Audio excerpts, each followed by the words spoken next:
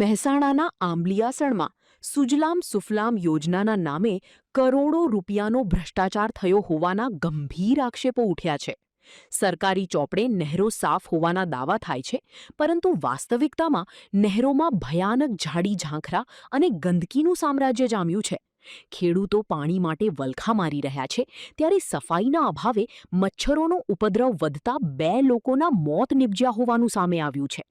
નહેરની બાજુમાં આવેલી શાળાના માસૂમ બાળકો હાલ મેલેરિયા અને ડેન્ગ્યુ જેવા જીવલેણ રોગોના ભય હેઠળ ભણવા મજબૂર બન્યા છે. ચોમાસું નજીક હોવા છતાં કોન્ટ્રાક્ટરો કામ અધૂરું મૂકી ગાયબ થઈ જતા ગ્રામજનોમાં તંત્ર સામે ભારે રોષ અને આક્રોશ જોવા મળી રહ્યો છે. હવે સવાલ એ છે કે ઈસી કેબિનમાં બેસીને ઓડિટ પાસ કરનારા જવાબદાર અધિકારીઓ આ ભ્રષ્ટાચાર સામે ક્યારે કડક કાર્યવાહી કરશે? સુથાર મહેન્દ્રભાઈ બરાભાઈ, અમારે નાળાના બાજુની અંદર અમારી દુકાન આવેલી છે. તો પણ અમારા ગંદકીનો બહુ સ્મેલ આવે છે અને મચ્છરનો બહુ ત્રાસ હોય છે. આના કારણે મને કોઈ નિકાલ આપવો જોઈએ. એ સફેદ અહેમદ ના છેલ્લા 6 વર્ષથી નહીં થતી. પરિસ્થિતિ ગંભીર, લોકો બીમારી થાય, લોકો ડેન્ગ્યુને લાગુ થઈ જાય, એ બધી પરિસ્થિતિ. ચોમાસું હોય એટલે લોકોને બીમારી પડે, આજુબાજુવાળા સોસાયટીવાળા. હા, બહુ પુષ્કળ મસ્કર. અત્યારે હાલે મસ્કર. મારું નામ રોહિતભાઈ પ્રજાપતિ છે. કોસના કામમાં કેવું છે કે કોસના કામમાં આવે તો અમને જાણ થઈ હતી, અમે જોવા ગયા હતા. બરાબર, મોટું ઘાસ છે પણ એ અધૂરું મૂકીને જતો રહે છે. અમે ત્યાં ઝાલા સાહેબને વાત કરી એટલે ઝાલા સાહેબનું કહેવું એવું થાય છે કે ભાઈ કોન્ટ્રાક્ટર છે, અમે વારંવાર રજૂઆત કરી કે ભાઈ કામ અધૂરું છે તે પૂરું કરી દે, પણ તે આવતો નથી. મેં રજૂઆત કરી કે ભાઈ અહીંયા આજુબાજુમાં સોસાયટીઓ છે, સાર્વજનિક વિદ્યાલય છે, નાના બાળકોની સ્કૂલ છે, આંગણવાડી છે, આજુબાજુના રહીશોને એટલી ગંદકીનો ત્રાસ છે કે મચ્છરો અને બીમારીની એટલી બધી ત્રાહિમામ પરિસ્થિતિ પોકારી ગઈ છે. તે છતાં મેં તેઓ આગળ વારંવાર રજૂઆત કરી તો કે થઈ જશે, અઠવાડિયાની અંદર થઈ જશે, 10 દિવસની અંદર થઈ જશે.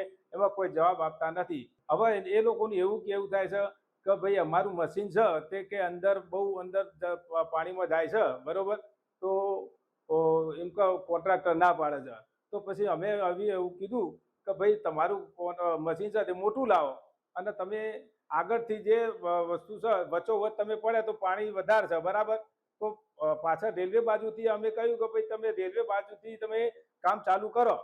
અને અમે આ જે કામ કરવા હતા એ પહેલાં જોણક ગ્રામ પંચાયત સરપંચશ્રીએ 300 થી 400 મીટર જેસીબીથી પંચાયતના ખર્ચે કરાવરાયું હતું. હવે જેસીબી વાળો આગળ નીકળ્યો એટલે એને કહ્યું કે સરપંચ અંદર પાણી છે એટલે મારું કામ છે નહીં, એટલે એને ના પાડી દીધી, બરોબર. અને આ કોન્ટ્રાક્ટર આવ્યો એટલે અમે એવું કહ્યું કે ભાઈ તું આગળથી કામ કરતો હોય તો તારે પાણી નીકળી જશે, પણ એ આગળથી ના આવ્યો અને વચ્ચેથી એને કામ ચાલુ કર્યું. પરિસ્થિતિ બહુ ભયંકર આવવાની છે, કારણ કે દરેકના સોસાયટીના અંદર આ જો કોસ ઉભા છે તો દરેક સોસાયટીના અંદર પાણી ઘૂસી જશે, બધાના ઘરમાં પાણી ઘૂસે છે અને રોગચાળો ફેલાઈ જશે. તેને લઈને દર વર્ષે જ્યારે ચોમાસું આવે છે ત્યારે જોણક ગ્રામ પંચાયત TCL પાવડર નાખે છે દર વખત, અને થોડી જેટલી સફાઈ થાય એટલી તો જોણક ગ્રામ પંચાયત કરાવે જ છે. ગીતાબેન, સરપંચ, જોણક ગ્રામ પંચાયત સરપંચ. કોસનું અમે કોન્ટ્રાક્ટરને આપ્યું હતું કામ, તો અધૂરું છોડીને જતા રહેશે કોન્ટ્રાક્ટર. શું કારણ છે? કારણ તો ખબર નથી એમને ખબર. કેટલા દિવસથી છોડી દેતા રહે છે? 10 દિવસથી. તો તમે આગળ કોઈ રજૂઆત કરી ખરા? હા, રજૂઆત કરી પણ હજુ આયા નથી લોકો. શું કહે છે કોન્ટ્રાક્ટરને? શું કહેવા માંગે છે? કોનો કોન્ટ્રાક્ટર છે? થઈ જશે એવું કહે છે. કોન્ટ્રાક્ટરનું નામ શું છે? ઝાલા સાહેબ કરીને છે સાહેબ. તો એનું શું કહેવું છે કોન્ટ્રાક્ટરનું? એ તો થઈ જશે એવું કહે છે. મારું નામ શંકરભાઈ એચ પટેલ, માર્કેટયાર્ડમાં વેપાર કરું છું અને માર્કેટયાર્ડના પ્રમુખ તરીકે સેવા આપી રહ્યો છું. અહીંયા માર્કેટયાર્ડની બાજુમાં, સ્કૂલની બાજુમાં, સોસાયટીઓના બાજુમાં આખા જ બાજુથી આવતો કોસ જે રેલવે બાજુ થઈ અને આગળ પસાર થઈ રહ્યા છે, પાછળ બાજુ જાય છે, છેલ્લા ઘણા વર્ષોથી ગંદકીનો ત્રાસ છે. અહીંયા પંચાયતોને અમે લખીએ છીએ, રજૂઆત કરીએ છીએ, પંચાયતવાળા આગળ લખે છે કે શું કરે છે બહુ અમારી માહિતી નથી, પણ પૂછી સુજલામ સુફલામ યોજના અંતર્ગત કોસ છે સાફ સફાઈ કરવાનું અમે લખીએ છીએ ત્યારે પંચાયત લખે છે તો આવે છે ખરા, પણ 10-20 ફૂટ સાફ કરી અને ચાલ્યા જાય છે. અહીંયા લગભગ 1.5 કિલોમીટરનો કોસ્ટ છે અહીંયા નજીકમાં. આ જે પૈસા ગમે એટલા હોય, ખર્ચો થતો હોય, લગતા હોય ગમે, અમે જાણતા નથી, પણ અહીંયા કામ થતું નથી, 10% કામ થતું નથી એમ. દર વર્ષે આવે ને જાય, પણ અમારે ગંદકી જતી નહીં. ગંદકી જાય તો 5 કરોડ સરકાર આપે તો અમને વ્યાજબી છે. ઉસ્માન ગની અબ્દુલ રહેમાન મંસૂરી. અહીંયા ગાડીથી અંબલેશ્વર સ્ટેશનની અંદર સુફલામની નહેર નીકળે છે, બરાબર. પણ દર વર્ષે સાફ કરવા એ લોકો આવે છે, પણ દર વર્ષે એક રીતે સાફ કરે છે કે અધૂરું મૂકીને જતા રહે છે. કોઈ જાતની એ કરતા નથી.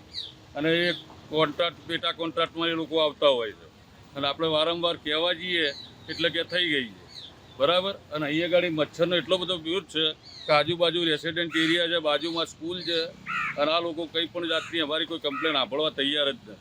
ના અંદરના અંદર જ હોય છે, સાઈડની અંદર. અને અત્યારે જોવામાં જ આવે છે ને કશું કરતા નહીં આ લોકો, અને ખોટા કોન્ટ્રાક્ટના પૈસા લઈને જાય છે. અહીં તો ખાસા એવા રેસિડેન્ટ છે, બાજુમાં 2-3 સોસાયટીઓ છે, આ બાજુ બધી સોસાયટી છે, આ બાજુ આખો એરિયા છે. એના અંદર આવીને જુઓ તો કેટલા છોકરાઓ માદા છે એ તમે જુઓ, બરાબર. અને આ રીતનું આ લોકો બનાવવાની વાતો જ કરતા હોય છે. સરકાર પાસે એક જ અપેક્ષા રાખીએ છીએ કે આ કેનાલનો કોઈ નિકાલ કરે, અને આને કાં તો ગમે તે રીતે એનું એ કરે, બરાબર.